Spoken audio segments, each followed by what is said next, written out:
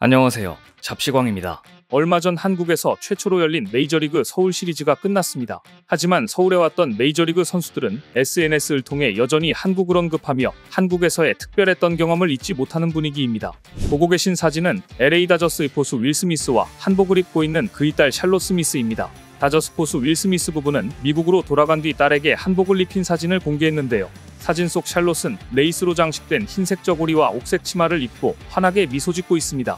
스미스 부부가 서울 시리즈를 위해 한국을 방문했을 당시 구입한 한복으로 보입니다. 앞서 스미스 부부는 지하철을 타고 서울 데이트도 했습니다. 명동에서 먹거리를 즐기는 모습도 공유했는데 명동 야시장에 먹거리가 많다며 그야말로 한국 문화에 푹 빠진 모습을 보였습니다.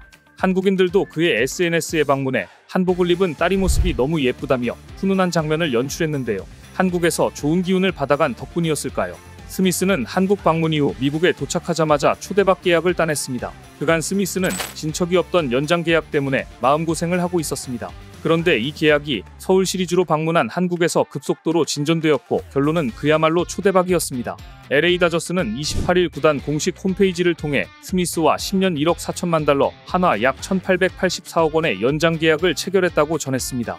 이번 계약으로 스미스는 필라델피아의 리얼 무토, 캔자스시티의 살바도르 페레즈, 세인트루이스 윌슨 콘트레라스 다음으로 많은 연봉을 받는 포수로 등극해 메이저리그 최고 포수 대열에 합류하게 됐습니다. 스미스는 지난해 주로 3번 타순으로 나서서 타율 0.26이 19홈런 74타점으로 포수치고는 타격에서 상당히 좋은 활약을 펼쳤습니다. 그럼에도 재계약은 정체되어 있었는데 지난 20일과 21일 양일에 걸쳐 서울 고척 스카이돔에서 펼쳐진 샌디에이고 파드리스와 2024 메이저리그 월드투어 서울 시리즈에서도 두 경기 모두 4번 타자로 출전해 10타수 5안타로 맹타를 휘두르면서 협상이 급물살을 타기 시작했습니다. 스미스에게는 이번 한국 여정에서 그야말로 행운이 따랐다고 볼 수 있습니다. 스미스 선수뿐 아니라 다저스 선수들은 서울에서 많은 환대를 받았고 소중한 추억을 쌓았습니다. 가장 주목받은 스타는 역시나 1조 원의 사나이 오타니였습니다. 지난해까지 LA 에인절스에서 뛴 오타니는 올 시즌을 앞두고 전세계 스포츠 사상 최대 규모인 총액 7억 달러, 약 9,367억 원의 대형 계약을 맺고 다저스로 팀을 옮겼는데요. 특출난 재능으로 투수와 타자를 겸업하는 이도리로 유명한 오타니는 지난해 MLB 아메리칸 리그 홈런왕을 차지할 만큼 장타력도 갖췄습니다. 그런데 서울에 오기 전 자신이 결혼을 했다고 밝혀 일본 열도를 깜짝 놀라게 했는데 그리고 나서 부인 다나카 마미코와 신혼여행이나 다름없는 여행을 온 곳이 바로 서울이었으니 그 어느 때보다 오타니의 서울 방문은 세계적인 주목을 받았습니다. 이런 여러가지 화제와 더불어 서울 시리즈는 이제 끝났지만 LA 다저스 선수단이 머물렀던 이 호텔의 역대급 환대가 화제를 모으고 있습니다. LA 다저스 선수단이 머문 호텔은 페어몬트 엠베서더 서울이었습니다. 5성급 호텔이고 서울 시리즈 경기가 진행된 고척 스카이돔과 가깝다는 이 점 등이 숙소 선정에 고려됐다고 하는데요. 이 호텔은 한 달 전부터 태스크포스를 꾸려 선수단을 맞을 준비에 나섰는데 먹거리부터 어메니티 구성, 선물 등에서 곳곳에 한국적 요소를 더해 최상의 서비스를 제공하면서도 우리 문화를 적극 알렸습니다. 전 직원이 LA 다저스 유니폼으로 갈아입고 선수단을 맞는 깜짝 환대식으로 감동을 이끌어냈는가 하면 선수단을 위한 선물로 한국 전통의 자기야만의 선수 한 명 한 명의 이름과 함께 야구와 관련된 베이커리를 준비하는 세심함이 돋보였습니다. 한국 전통의 자개로 제작한 술잔에 한국 전통 부채와 윷놀이 세트로 구성된 기념품은 덤이었습니다.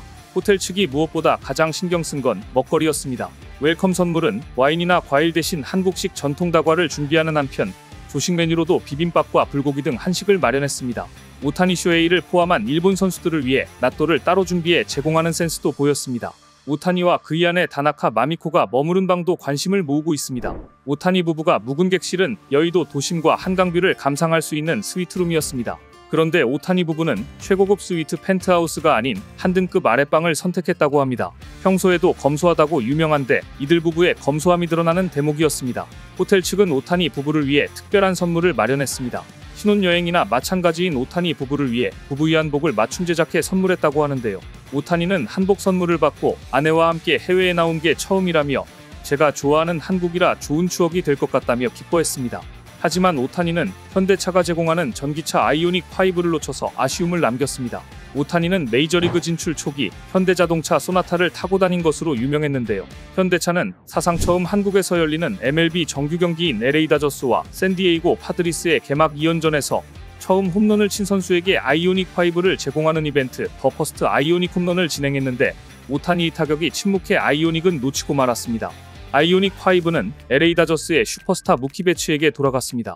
이번 서울 방문에서 신난 건 다저스의 로버츠 감독도 마찬가지였습니다. 데이브 로버츠 LA 다저스 감독이 류현진이 선물한 빵을 먹고 엄지손가락을 치켜들고 있는 장면입니다. 로버츠 감독의 먹방은 지난 20일 메이저리그 개막전 다저스와 샌디에이고 파드리스 경기를 앞두고 펼쳐졌습니다.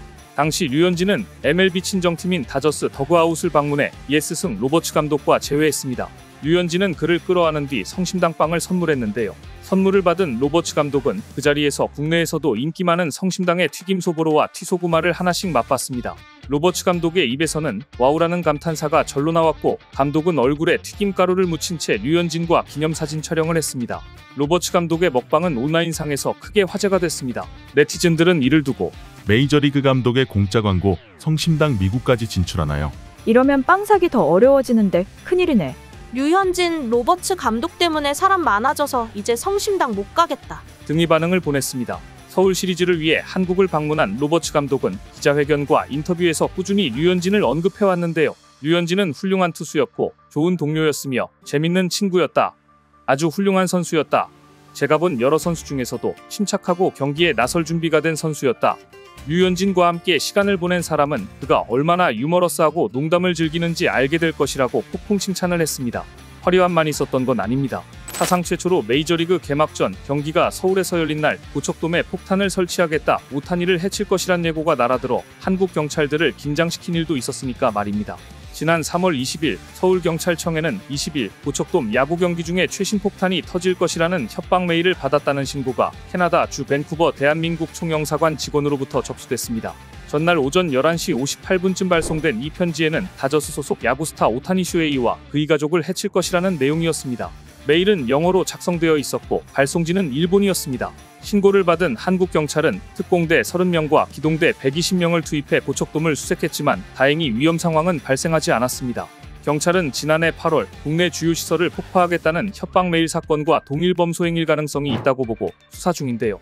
당시 가라사와 다카히로 변호사의 명의를 사칭해 대통령실, 서울시청 등에 테러를 가하겠다는 협박 이메일이 5차례 발송되어 경찰이 수색에 나선 일이 있었습니다. 사상 최초 메이저리그 개막전이 서울에서 열리는 이벤트를 위해 이렇게 많은 사람들의 환대와 보호, 철저한 사전 준비가 있었던 것인데요. 많은 사람들이 애를 쓴 만큼 이번 서울 시리즈는 한국을 알리는 데 많은 홍보 효과를 누린 것으로 분석됩니다. 오늘 준비한 소식은 여기까지입니다. 댓글을 통한 여러분들의 많은 의견 기다리겠습니다. 시청해주셔서 감사합니다.